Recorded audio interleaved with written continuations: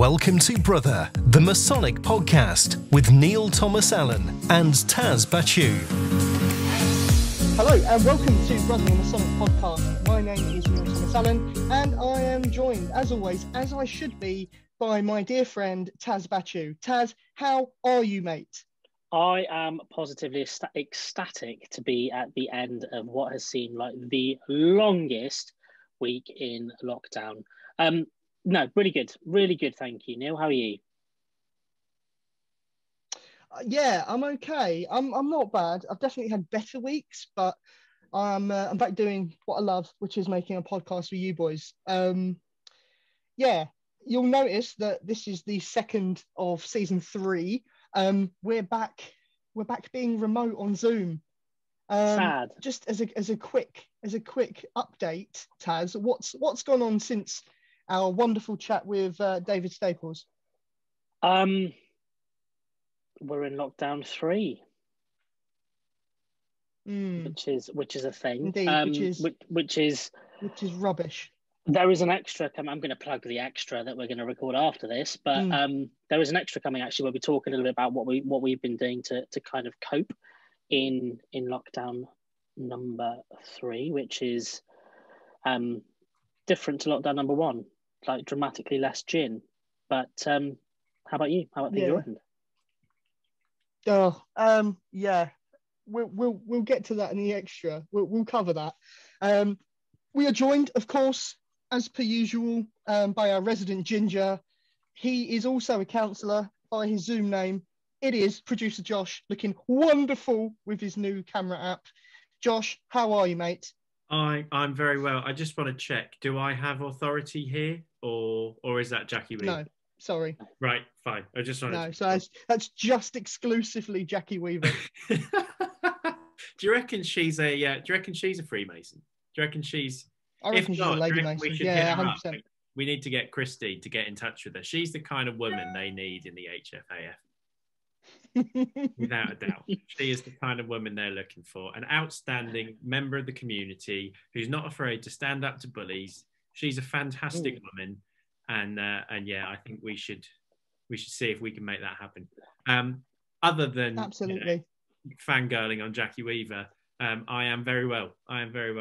It's interesting. We obviously have alluded to the fact that we're now in lockdown 3. Yesterday was the first time I actually realised that it feels really normal being in lockdown now. Like, it's almost now that this is what life is like, and thinking about not being in lockdown is the unusual part.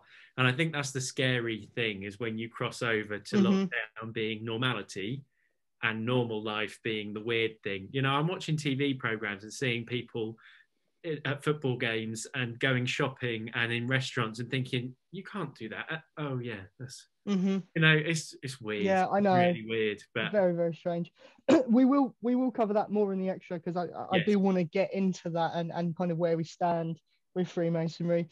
But we're also joined, it's very, very important to say, we're also joined by a man that stands in at 10 foot 11 inches tall, looking taller than ever now in his new setup, in his new kind of webcam situation. It's Jack Saunders. Jack, how are you, my friend? Really good, thanks. It's great to see you, even though we talk so much offline. Yeah, like, it's really good to sort of see you on Zoom, and I think those that will be watching us on YouTube as well will agree. And I think it's a little bit less stressful for me today, trying to not having to do another multicam edit like David Staples interview. But going forward, that'll be great. But everyone's really up their game on their visuals tonight as well, so we're all looking fantastic. So you can see all our ring lights in our camera in our glasses. So if you're listening on the podcast, make sure you check out the YouTube channel as well for all the videos. We made an effort to look like we switched the lamp on next to us, which one of us definitely has done, and then the others are bought ring lights. Cool. Right. Okay. So let's get started with the wine of the week.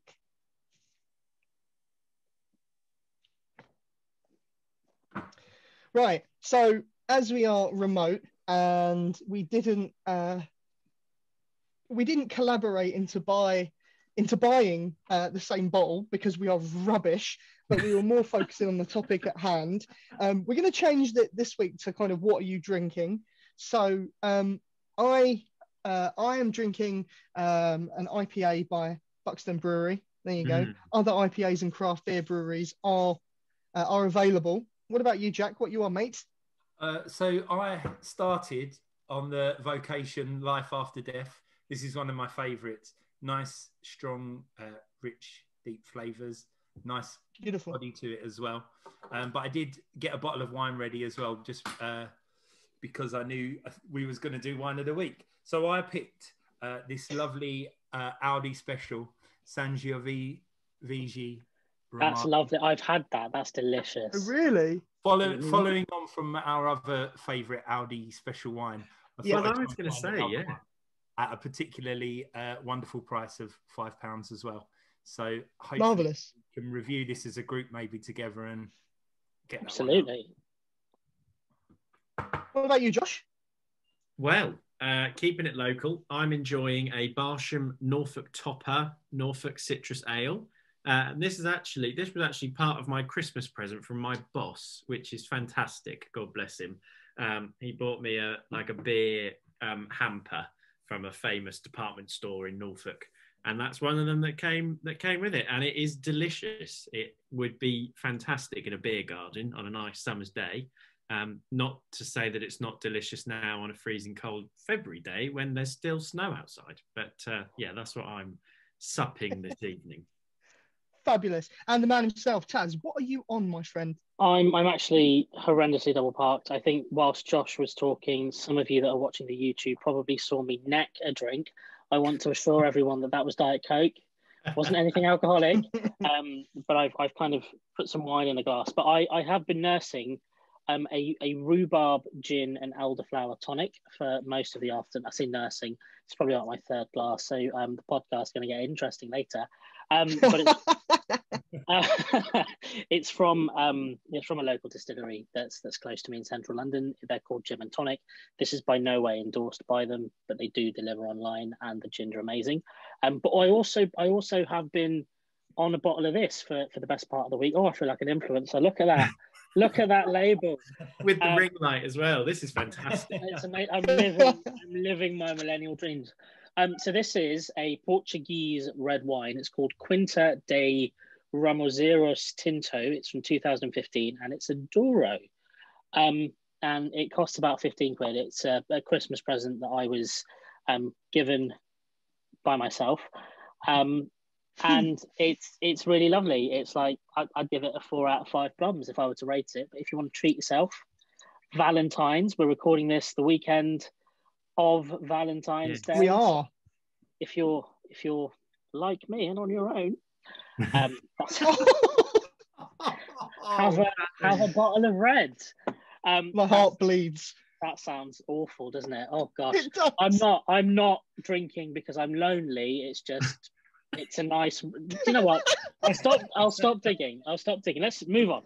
Move to the next. We're done. To try and dig you out of that hole. When we've just gone through the 2 wines that you and Jack are drinking, it reminds me of when I used to go and kind of volunteer and help out at my local BBC Radio Norfolk. In the BBC, they have a helpline that you can call that helps you with pronunciations. So you call this number, you spell it out to them, you give them a little bit of context, so if you're talking about doing a news report about a Chinese fashion designer, and they will tell you how to pronounce it. And I'm wondering if we can somehow get access to that helpline for when we're going through the wines of the week. In my defense, this isn't French, and Quinta de Ramoseiros Tinto, I think, is quite well pronounced. That you did roll that little R then. That was quite nice. But I picked up on that. We might have a bit of a podcast guest as well, because somebody's come in for a hug. Oh, yes. And now has got a bit camera shy, but this is the now famous Apollo. Do you want to go? Okay, you can go. Yep, he wanted his rubber duck. I just assumed that he actually wanted affection from me, but talking about puppies, there's a few new additions to the brother family, isn't there? There is indeed. So I myself have a new addition to my family. So I have a little Welsh Pembrokeshire corgi called Moneypenny, who is currently out on a walk with her mum. But also, I'm not the only one, am I, Jack? No, I've been joined by a little, well, he's not so much a puppy, but he's still a young dog, a little 15-month-old French bulldog. His name is Vinny, and he's my new best friend. I absolutely love him. I don't know what I've done without him in my life, and he's great. But he's not here with me. He's on his holidays at the moment because I was away for work this week. So he. I'm talking about little additions, Josh. Absolutely. Yes. So my little addition is still brewing, I suppose you could say. But I'm very pleased to say that me and my partner Jade are expecting a little sprog. Amazing. Amazing. So yeah. So we will have a little addition in sometime in the summer. I think we should just rename the podcast 3 Puppies and a Baby. Yeah. You might get more listeners. Yeah. Stay tuned for 3 Puppies and a Baby coming to you soon. So right. I'm gonna throw. Sorry, one more thing. I'm so sorry. I'm gonna throw this out into the interweb. There is a really good market for Masonic dog clothes. I can't sew. I would be useless at it, but somebody should take that and run with it. That'd be brilliant.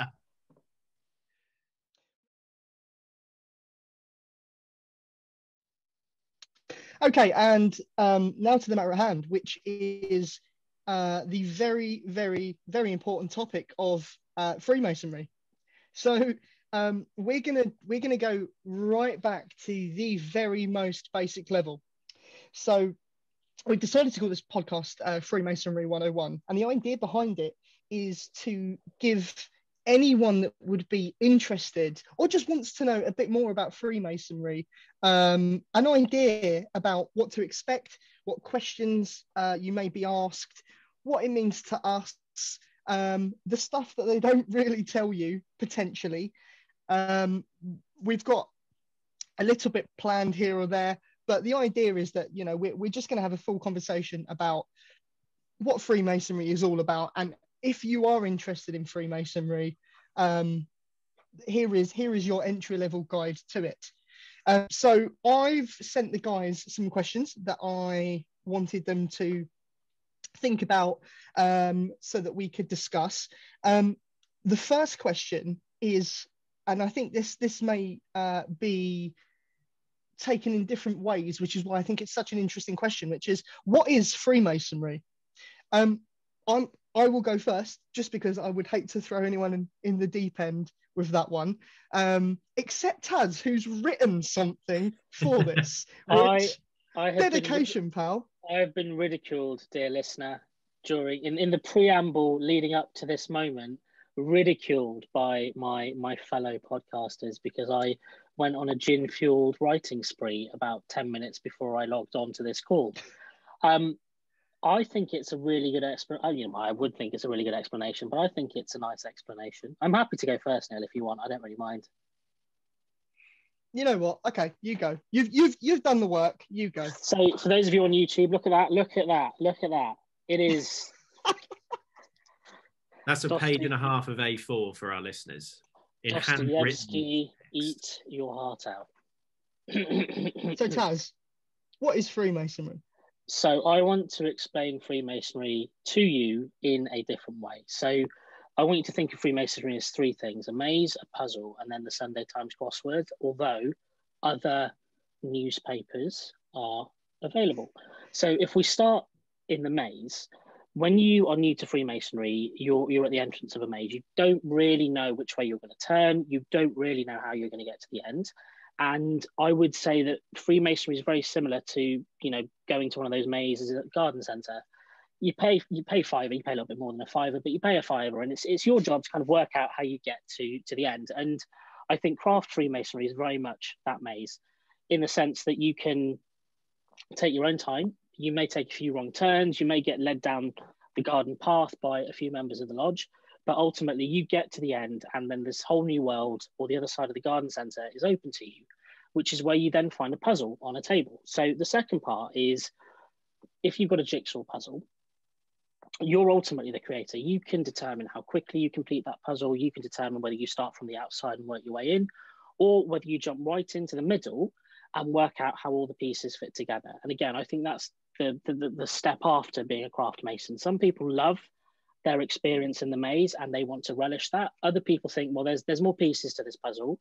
I'm going to find them and I'm going to look at them, which then takes you to the Sunday Times crossword, because you need a break in between going through the maze and making the puzzle. And you think, what better way to spend my time in lockdown than doing the Sunday Times crossword? And what I mean by Freemasonry is like a crossword is that there are always secrets, there are always things that you need to decipher, but the clues are all around you as you go through that journey. And sometimes the answer to 2 down can give you also a few letters to 10 across. And again, it's the opportunity to actually use that process and use those clues and use those little nuggets of information that you may get in a craft meeting or in a side order, and really just kind of take your own view on the world. And as with everything, there are meanings to crosswords, there are meanings to puzzles, and I think that's what Freemasonry is all about. There is a meaning, there is a level of secrets, but ultimately it teaches you to love your fellow human being, to live a life of truth, to live your life ensuring that your actions allow you to be respected. And when you eventually shuffle off your mortal coil, that those actions and that life that you've lived and the way that you've gone through that maze means that people are going to miss you. So that is my 1.5 pages of handwritten A4 and gin-fueled rant. Wasn't that good? That was fantastic. Wasn't that good? That was. Oh my goodness. Fantastic. Okay. I thank you. Right. I thank you. Okay, so let's roll the dice. Jack, what is Freemasonry? So I was trying to see what Freemasonry was to me, but what brought to mind is the saying that's often heard, and I think it comes from the ritual. But Freemasonry is often described as a system of morality vowed in allegory and illustrated by symbols. And there's parts of that which I really like, and there's some which I find very ambiguous, that when people try to explain what Freemasonry is and they come out with that sentence, and I think it does explain it in a very concise and accurate way to a Freemason, but to a non-Freemason, I don't think that's going to make much sense. But I think the thing to take from it is the system of morality. I think that does explain what Freemasonry is about. It is a system of morality. You come into it, and what you experience and the people that you meet can guide you in a way in your life, in the way that you behave and the way that you think and the way you react about certain situations. I think, like, when I reflect back on my own self, and not that I was a bad boy or anything before, obviously I think I was a good person, and I must have been proved to have been so, to have been brought into Freemasonry. But I do find myself thinking about situations now as a Freemason, or whether my behavior and the way I act as a Freemason is appropriate. So right. I do like the term. It's a system of morality. And when people ask me what Freemasonry is, I describe it as a series of small playlets that tell a morality tale, which you then have to think about and reflect upon your own life and existence and experience. And then as you progress through this system of morality, you are exposed to different situations, or looking at the same situation from a different point of view. And then through, as you learn the different offices, you're looking at that morality story from a different point of view and looking at it from a different perspective and taking that on for yourself. So I think I've probably made it even more ambiguous and confusing for a new person. But I think the message to take from it is a system of morality. Got it. Well, thank you, Jack. Very, very good. Josh, producer Josh and counsellor Josh, what is Freemasonry? So I'm potentially going to offer something a little bit more simplistic, which will probably be quite a nice counter to what we've just had offered. And the way I've always described it to people when they've asked me, in a way that will somehow be comprehensible to them, is Freemasonry is a mix between Scouts and amateur dramatics. And I think that's the only way I can think to describe it to people, so that they have an idea. And part of that is just to give them an idea of what we do. And part of it is to dispel the myth that we're sat there trying to control, trying to cook up some virus that's going to, wipe out the world or something.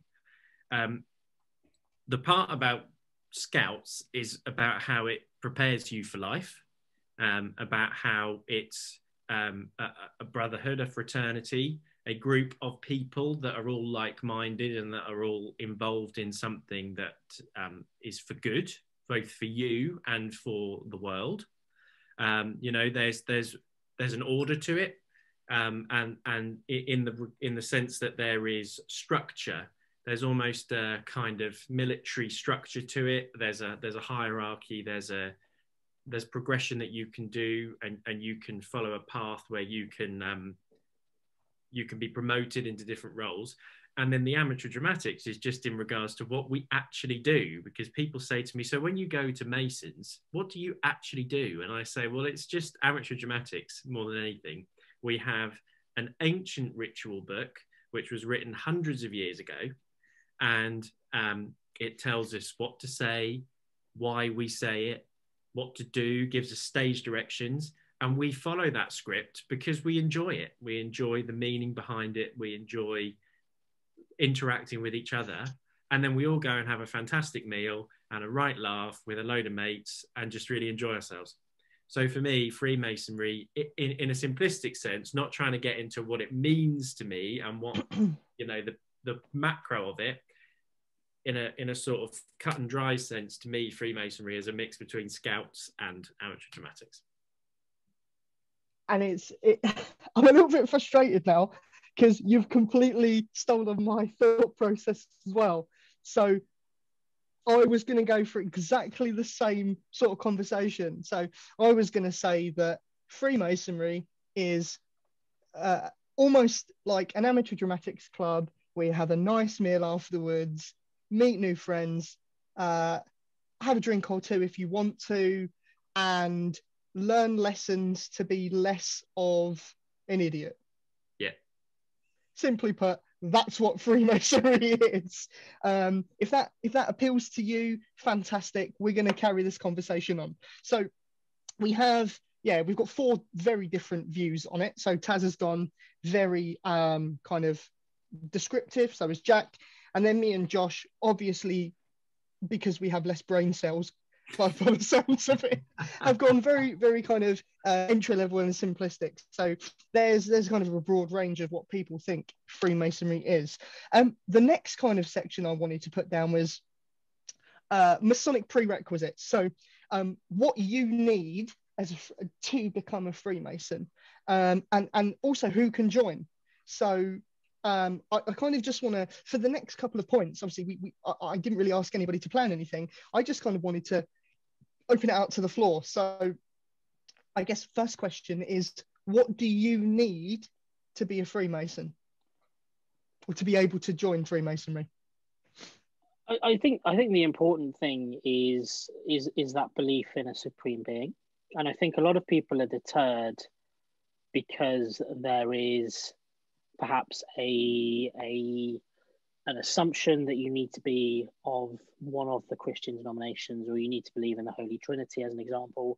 As those of you that probably listened to season 2 and Brother Beyond the Craft, I'm not a Christian. I'm a Sikh, and so you do need a belief in a higher or supreme being. There is something there. There is something in the universe that is the reason the universe is why it is. I appreciate that's an incredibly vague statement, but it's probably the best way that I can kind of articulate what I think is probably one of the most important prerequisites. I think anything else is moot, but that kind of belief is quite important. Can somebody else break that down? So why do you need to believe in something?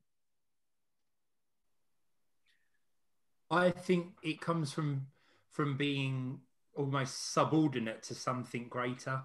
Really good. It's hard to describe it though, isn't it? My takeaway from believing in something is that you have an appreciation that the world was kind of built by something else, and that you have that kind of appreciation of said creator. So whoever made this, you have an appreciation of their work. And I feel like the plays or the amateur dramatics kind of lend itself to teach you how to appreciate everything that whatever you believe made.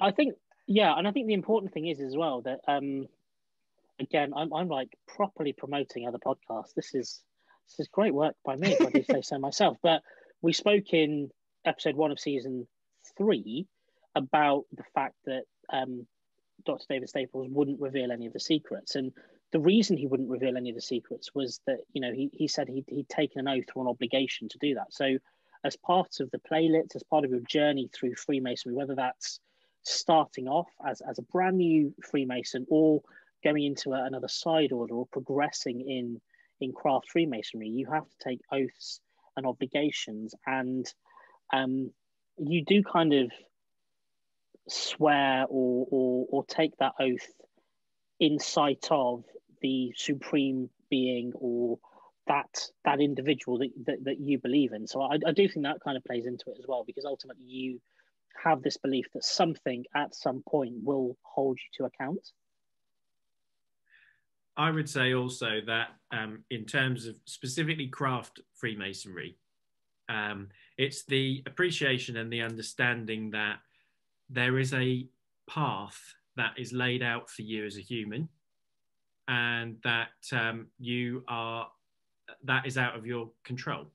And I won't say too much more than that, but it's that when you are, regardless of who you are or what you are, there is a path that is set for you by fate or destiny or the supreme whatever being, you believe, right?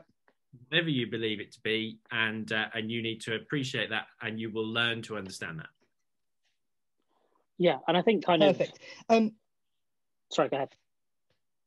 No, I was going to go on to another kind of entry requirement. So if you want to cover that point off, you and me both. I was going to say, kind of supreme being stuffiness aside, I think that you do need to just be curious. Have a natural interest to kind of explore. I think I can talk about myself. I joined because my dad said you're going to join. I, in some respects, didn't have a choice, and certainly early on in my Masonic career, I didn't get it. I wasn't brought in. Perhaps my mother lodge at the time wasn't my tribe. I think I'm talking like it was the Dark Ages, but it was long before new young Freemasons clubs. It was long before there was that kind of focus on retention and getting younger members into the door. So I regret massively not being as inquisitive and as curious as I am now, partly because now I feel the impact on my wallet a lot more, because I'm joining different side orders, I'm joining different lodges, I'm kind of taking part in the Masonic world kind of head first, and I think having that curiosity and having the confidence, I guess, to go at it at your own pace. I think one of the famous stories I have about Neil and I is that Neil often uses milestone events in his life or my life to present me with various forms for various lodges. And I think he kind of, I kind of led him down that path because I said no to him quite a few times. And he kind of figured, actually, you know, what's the one opportunity or the one day in the year that Taz cannot say no to me. But, you know, hindsight's a wonderful thing. I wish I'd been more curious about Freemasonry sooner, but actually, I think the important lesson is that curiosity needs to be there from the outset, and whether or not you capitalize on it straight away, or you take a leaf out of mine and many other Masons books and just kind of sit on the sidelines for a bit. I think tapping into it eventually will open a world of opportunity. So just to break stuff down, Josh, just before you, sorry to cut across you, but just to break stuff down, because I want to keep this super entry level. So the group of people that you would join if you join Freemasonry is called a lodge. So that's your group, that's your following that you join. And they're broken down into different interests. So there might be lodges for cyclists, there might be lodges for people that live in Putney, there's loads of different reasons. And then also, when Josh mentioned craft masonry, what we mean by that is the first thing that you join when you join Freemasonry. So that whole story that kind of opens up to you, and the kind of that group, that lodge, is craft masonry. So just wanted to kind of cut that across. Yes, no, absolutely. I think we all need to be conscious of that in this episode, that we're trying to get to an audience that are not going to understand what these terms are. So we'll try and bear that in mind. I think building on what Taz said, I think also, as well as being curious about Freemasonry, I think you need to be open-minded. And I say that because I know of people who have become Freemasons because they think that they're going to be joining some elite club where they're going to be rubbing shoulders with, you know, the upper echelons of society. And that's why they're joining. You are going to meet every single kind of person in Freemasonry, every single kind of person. And if you think that this is just some elite club for the upper echelons of society, then arguably, and I know you won't mind me saying, boys, look at us.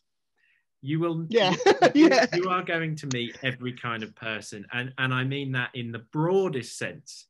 You know, it's not just white Christian straight men. It really isn't. So you need to be an open-minded person who just enjoys speaking to people and enjoying the company of real people, because that's what it's going to be like. And if you're expecting to become a Freemason so that you can make your way up the greasy pole of something, it's not going to happen. That's not what it's about. I think that's a really good point. Said. And I think off the back of that, and I know that there is, spoiler alert, a podcast in the works around this, but I do think that Freemasonry, whether you join the United Grand Lodge of England, whether you join the HFAF, whether you join the OWF, whether you join your respective lodge in the country or territory in which you reside, I do think that Freemasonry, certainly here in the UK, is an incredibly inclusive organisation, and that the one thing that everyone has in common is that they have been through the same initiation process. They've been through the same set of small plays to get to being a master mason, which is what you would call yourself after your initial period in Freemasonry. And I think, again, you know, let's use us as an example. That the one thing that connects us all, apart from our friendship, is Freemasonry, and that's the one thing that all of us have in common. And there are other things that each of us have in common with each other. I know two people on this call are incredibly passionate about wrestling, as an example. I know another two people on this call are incredibly passionate about all things Royal Air Force and aircraft. So you do kind of open up this world of just people you wouldn't normally kind of count in your immediate friendship circle. And I think it's one of the best things that happens to me. And I know there's some nodding heads for those of you watching, or for those of you listening. I think it's the same can be said for a lot of people. Like the people. So let's move on to another point, Jack. I think you're probably going to go on to this point, I would imagine. Who can join Freemasonry? Well, in our organisation of United Grand Lodge of England, there's the prerequisites. Really, is that you're a man, that you're of mature age, sound judgment, and strict morals. And that mature age generally being over 21. In the organisation now, it is possible to become a member over the age of 18. So for UGLE, as we've said, you need to be a man over 21 and of moral good standing. For the other organisations of Women's Freemasons, obviously the same apply, apart from obviously being a man. You can be a woman in those. Wait, hang on a second. Women can be Freemasons? Dun, dun, dun.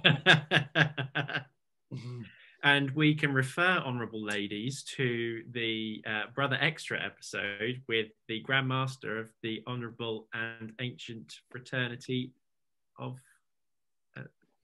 Ancient Freemasons. Do you mean the Honourable Fraternity of Ancient Freemasons? That's the one. That's the one. Correct. That's who I mean. Yeah. So go and listen to that, where you can find out all about how females can become Freemasons.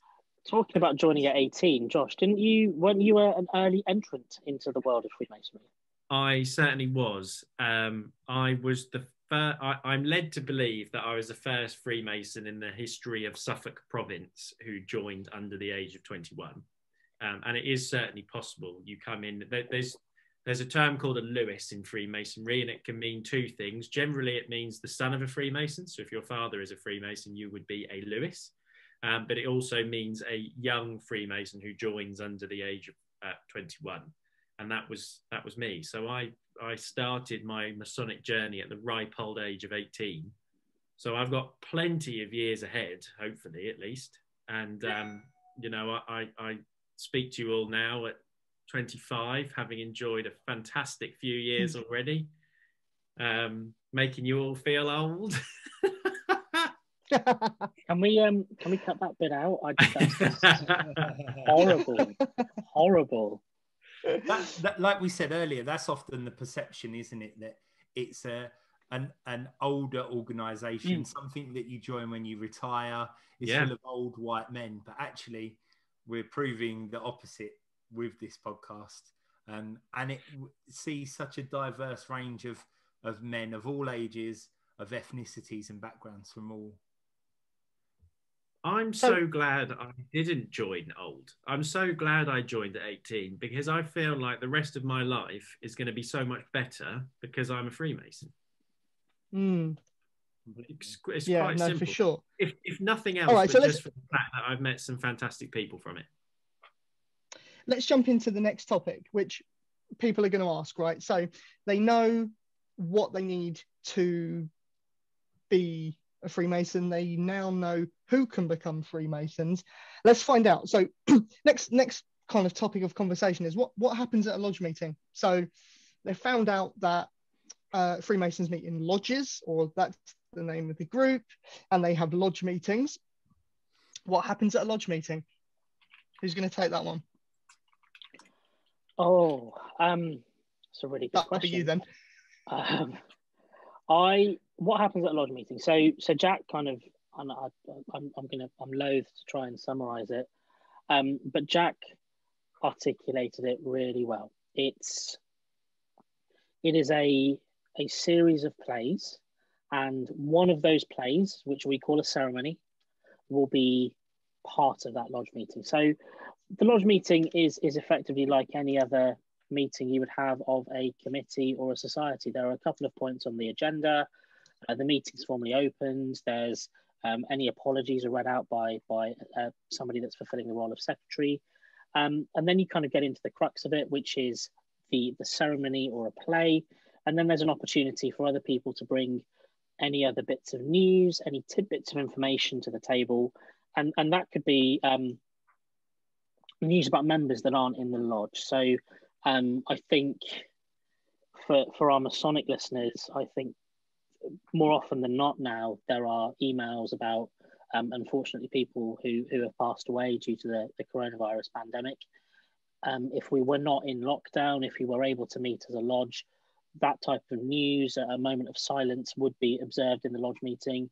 But there's also news about members that perhaps haven't been to the lodge for a while. If work has taken them away, if they've moved on to pastures new, there's a really lovely kind of community feel, and there is always somebody that is there to kind of keep in touch, all the way through to kind of personal celebrations. So if people are getting married, if people are having babies, if people have just moved house or got a new job, or in the Masonic world, if people advance their Masonic journeys, so they move up to the next level, and perhaps they have a role within the province, so a group of lodges that form kind of an area similar to the counties in England and Wales, or if somebody's excelled in a particular side order. It's a very convivial kind of atmosphere. There's a lot of news, there's a lot of kind of good wishes, best wishes, and then once you've done that, the meeting ends. You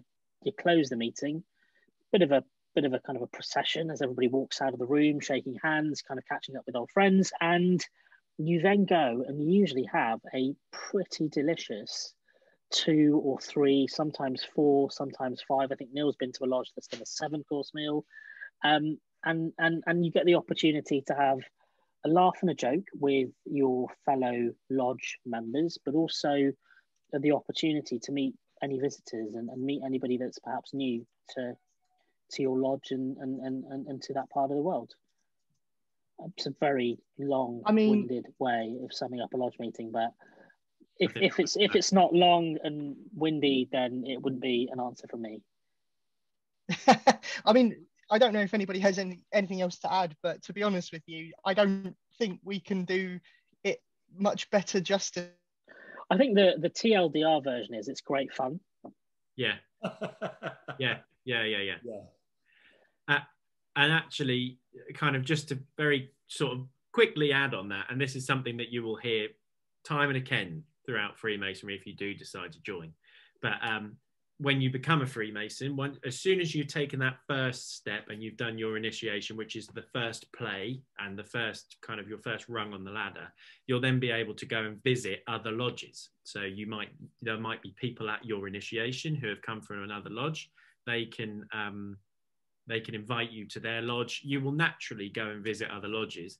And part of the fun of that is that what Taz described is the general set process. And most lodges will stick to that. They will go through the agenda. They will open the meeting. They will, go through whatever ceremony they're doing. But each lodge has an opportunity to add its own little flair. And they will do that both in the lodge, in the temple, which is the room that we meet in. We call it a temple. And they will also do it in the meal and the kind of the meal afterwards, which we call the festive board. So a good example is how when I my lodge, my kind of mother lodge, which is with Neil and Taz. I say my mother lodge, it's kind of my adopted mother lodge. A mother lodge, by the way, is the lodge that you're first initiated into. But we have a good laugh with how we do things, but we kind of like to stick to the original kind of set plan of how things are. I went to visit a lodge in Wales. I went to the University Lodge in Cardiff. They sing everything, literally everything. Every opportunity they get to sing, they will sing. And that will be something that you might only see at the University Lodge in Cardiff. So you will see from visiting other lodges all these quirky little things that they will add in that will just add a little smile to your face when you go and see somewhere else, because you think, I kind of like that they do that and we don't, and it will just give you a little extra something. Yeah, I agree. And I think before we move on to how we join, we introduced even more terms. So just to kind of add a little glossary at the end of that part. So lodges meet in temples. A temple is the room that a lodge meets in. Lodges are arranged into provinces, which is a group of lodges that would represent the geographical area of a part of the UK. So I know I'm sure the guys won't mind me mentioning this, but obviously Jack is a member of a London lodge, but he's also a member of a lodge in the province of Essex. I'm a member of a lodge in the province of Warwickshire. Neil is a member of a lodge in the province of Kent, and Josh is somewhere up in East Anglia. Norfolk. Joking. I know where you were. Yeah. Norfolk. So Josh is a member of a lodge in the province of Norfolk, and I believe Suffolk. Yes, my mother lodge was originally in Suffolk, which is odd because there's almost a War of the Roses in the East that never quite got the publicity that the other one did. But yeah, something that you're very passionate about. Maybe that could be another podcast. And then final term before we move on is we've spoken about a mother lodge, and that's just a way to refer to the first ever lodge that you join. And you can move if, you know, for whatever reason your mother lodge has to close, or you move away and you can't make a meeting. If you move to another lodge, that's kind of considered your adoptive, as Josh mentioned, your adopted mother lodge. So it's just the kind of first lodge you join. And for those of you on the YouTube would have noticed that Neil vanished for a moment. I think we had some. I did. I'm afraid my internet went kaput. But he's back. He's back. Hello. I believe there's a corgi in the house as well. Yeah, could you hear that? Apologies. Oh, bless her. No Money worries. Penny is back in the building. So I think you've all done that fantastic justice. So let's move on to, I think, maybe the fourth and most important point thus far, which is so you've heard all of this stuff so far. You like what it sounds like. How do you join Freemasonry? And I think this is one that people have a bit of a misconception of. So I don't know if someone wants to answer. Maybe Josh, you can kind of start that off. Yeah, so I think the misconception is that you have to be invited. Now, there is some truth to that, in that you do have to be invited by the lodge to join. You can't, in theory, just go up to them and say, I want to come in and join. That is an ancient custom that was a part of Freemasonry long ago. And I know that for some of us here, so for example, me and Taz, we were brought in by our fathers. So our dads invited us to join the lodges. Because Freemasonry has done actually a fantastic job of moving with the times, we understand now that there are people out there who will want to be Freemasons and are fascinated by it, but don't know any Freemasons. And so we understand that there is no reason why these people shouldn't be allowed to become Freemasons. So generally what we do in simplicity, which is the lodge that me, Taz and Neil are in, and we're trying desperately to get Jack to join, is you're more than welcome to approach us. Many lodges now have Twitter accounts, Instagram accounts, Facebook, websites, and often they will have a form where you can fill in your details, let them know that you're interested. And generally, someone from the lodge will reach out to you, have a chat, have a conversation. In non-COVID times, you'll often get invited to the pub to just meet a few of the lodge members, have a chat. You can suss them out. They can work out, you know, where you might fit in the lodge, and that will be your way in. So unlike the olden days, you don't have to know somebody who's in Freemasonry. There are many ways that you can reach out to lodges and find a way into Freemasonry. So that's exactly how I came into Freemasonry. I've spoke about this before on the podcast, but Freemasonry had always been sort of cropped up in my life at various points. I just kept hearing this term and it really intrigued me what it was. And obviously I'd heard about it in films, I'd read about it in books, but there was that mystery surrounded about what it was. And I never really could find out.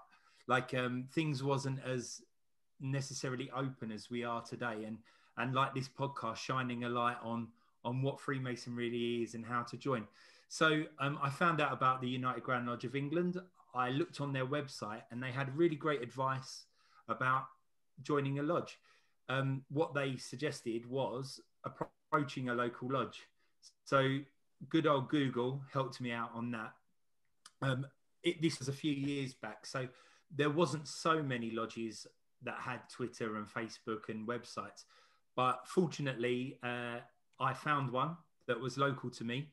I sent them a quick email explaining who I was, what I did in life, and what my intentions with joining was, or to find out what I wanted to find out more information. They sent me a nice letter back. We had a quick phone call about it, and then they invited me down to meet them. So I went and met with a few members of the lodge, just socially in a pub. We had a drink and a chat. They asked me about what I thought Freemasonry was. They told me about what Freemasonry is, and then discussed how it could go further. They invited me for a few more drinks, and then they asked me to come and join them for a meal.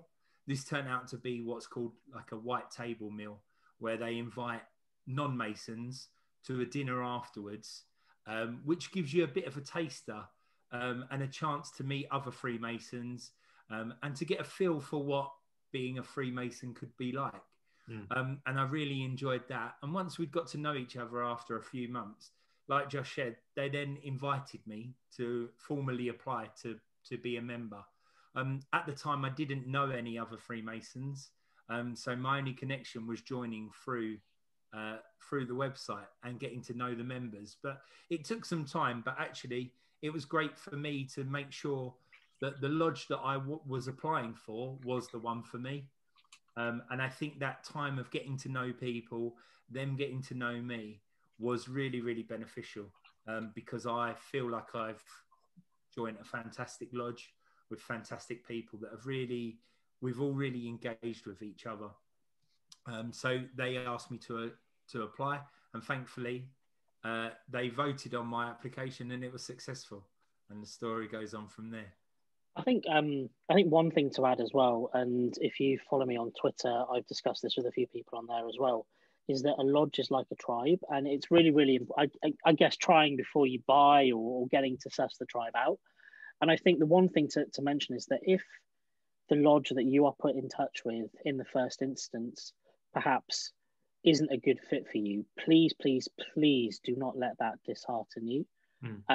The team at the provincial offices, the team at the United Grand Lodge of England have come across that situation millions of times, and they will take some time just to understand what you're looking for in a lodge. Now, Neil mentioned kind of at the top of the podcast that there are lodges for different careers or different professions. I think we've mentioned before that the lodge that Josh, Neil and I are a member of was once an amateur dramatics lodge for people that lived in Pinner. There's so many kind of varieties and groups of people that have created lodges that if you don't find the right one straight away, don't let it put you off. Persevere, and I promise you that you will find the tribe that's right for you. I think we need to end that question there, because actually, Taz, I think that's a perfect parting statement for that particular that particular question is about finding a tribe. It doesn't always fit the first time, but the team at UGLE, the team at your provincial Grand Lodge, and maybe even people on Twitter that are Freemasons, reach out to them. We're here to help. And definitely, if you are interested in, looking into Freemasonry, but may not feel overly confident in reaching out to UGLE, reach out to us. You can tweet us at Brother Masonic. We'd be more than happy to help. So I want to just throw a couple of questions to us, basically. So we asked our Twitterverse, if you had the opportunity to learn about Freemasonry from the beginning again, what do you wish you were told? And I think this is a really interesting one from Phil Saunders, which is at Phil's Babylon, which I think we've mentioned on the pod before, maybe in season 1. So hello again, Phil. He said, don't be afraid to ask questions. And I think that's a crazy important one. Certainly for me, when I was going through my 3 degrees, which are the 3 plays, when you join Freemasonry and go through the different plays, you naturally have so many questions. I liken it to being shot out of a catapult. Everything happens at once. You're trying to take in everything. There are obviously within that lodge, there is a person designated, a mentor, it's his job to help you answer those questions, but isn't limited. It's not limited to him. You can ask anyone, and I'm sure they're kind of more than happy to help you. You might not always get the answers straight away, simply because the answer so we'll might probably be take another one. But if you ask a question and it's something that you're not yet able to know, simply because the answer comes later on in your Masonic journey, they'll make that clear to you, and they'll say, you will find out, but just give it time. So one of the next comments that we got was from Torquay Mason at Grecian 1999. And he said to just take your time and enjoy each meeting for what it is. Funky Andy. Don't worry about making mistakes. I think that's really, really important. I think, again, we're members of lodges. We've been in the Freemasons or been Freemasons for a significant amount of time for some of us. Not so long for Josh because he is a child. But I think you're joining such an inclusive and warm group of people that you shouldn't be afraid to make mistakes, and you shouldn't be afraid to maybe read something differently. There is always that mentor, that person in the lodge who will metaphorically and in the future at a social distance or a socially acceptable distance put their arm around you and just say, next time do this, or next time maybe position it or phrase it like that. And I've been completely distracted and waylaid by the arrival of Moneypenny. So for those of you who are listening, Neil has just bought on screen the cutest baby corgi who is not interested in what he's doing in the slightest. But it is definitely worth a visit to the YouTube channel if you do get the chance. Yes. Yeah. So Moneypenny wants you to go and check out the Brother Masonic YouTube channel, because you can see her in all of her glory. And I just wanted to bring her on to say hello. Let me throw that back to you if you want to.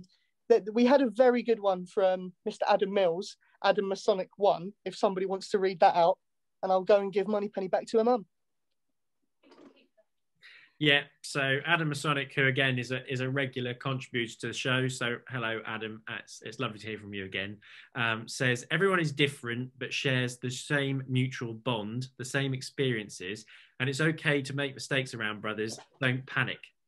And I think that's such an important point, because when you are the center of attention, when you're going through your initiation, or you are the person who is going through the ceremony, you will feel like you're doing everything wrong, nothing makes sense. And as you make your way through the lodge and you take on different roles where you'll be expected to learn some of the lines and do some different parts in the play, right? Yeah, take on different characters, you'll make mistakes.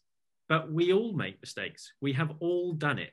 Even the old boys who sit at the back and sit there pretending and reciting the words under their breath without even thinking, they will have made mistakes when they first began in Freemasonry, and no one cares. I think the important thing to note is that they all make mistakes now. I think one of the funniest memories that I have of Neil and I's we make eye contact. We're like a married couple in a lodge meeting, and we can communicate with just our eyes. But I was asked to spot somebody doing a bit of ritual, and they went completely and utterly off-piste and wanted a prompt. And I was flicking through the ritual book, and I was getting quite hot under the collar. Neil started to giggle because he didn't know where this person was. And I think that kind of environment just makes it a lot easier to kind of make those mistakes, because do you know what? We actually all had a good laugh about it in the lodge meeting. Yes, at the moment it detracted from the ceremony, but that individual found their place, they started again, and they delivered it absolutely perfectly. But it's always good to have a giggle. That's kind of like my motto for 2021. Giggle more. Talking about that, there's 3 that are kind of short, sharp 1, 2, 3 punches, which I want to share. Because actually, this is what people won't tell you about joining Freemasonry, which is Jake. So Jake Huggy, J Huggy 95 said, "Don't drink beer before going into a meeting." Which that's number one. They won't tell you that. They won't tell you that. The second one is duly noted, at duly noted, which is I hope you like green beans. Evidently, the meal at his Masonic Centre isn't to his liking. That's fine. Just to clarify, you don't have to have green beans everywhere you go. Other vegetables are available. And, yeah, other vegetables are available. And the other one that tickled me as well, which is Alan O'Brien at offramp_tavernip. I am that new shirt before initiation. I don't really want to go into that too much, but definitely something they don't tell you. That's kind of very, very important. But I do want to talk about this one, which is from Hugh, which is at Hugh 834900307, which he goes on to say, "It's not really anything to do with my learning about Freemasonry, but I'd wish I'd been told to join sooner."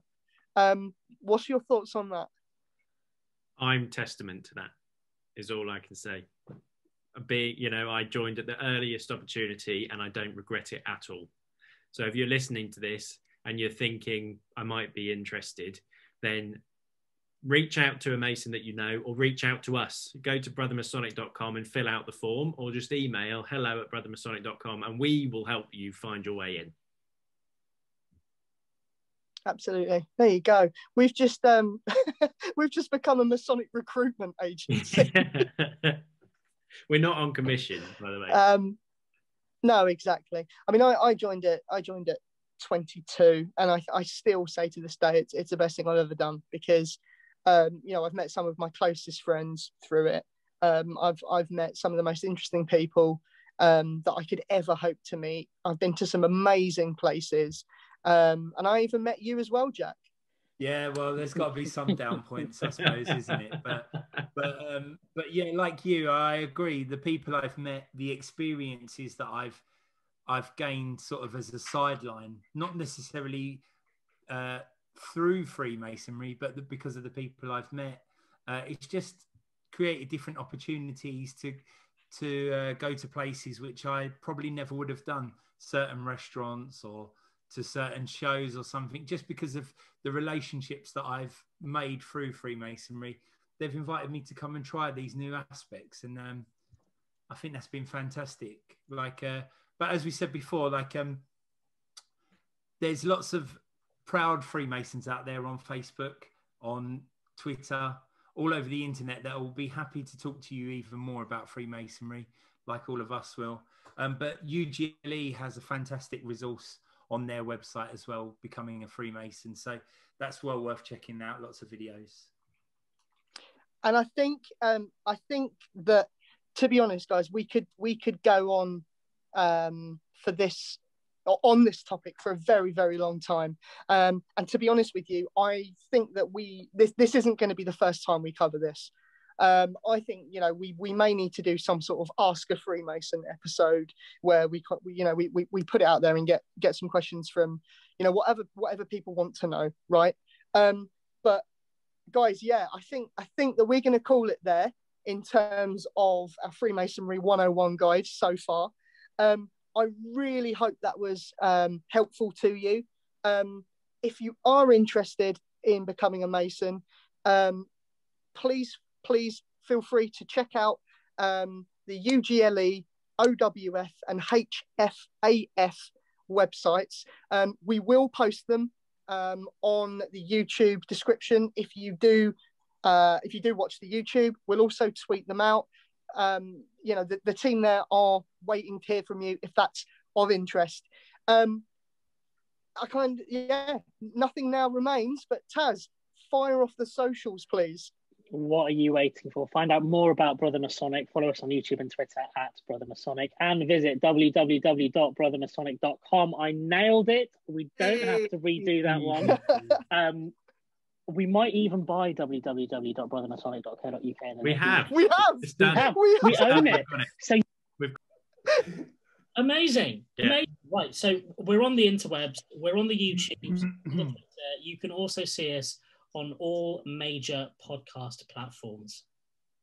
Perfect. Thank you so very much. So from me, Jack, Josh and Taz, until next time, we are brother, you are too. We will see you and speak to you again soon.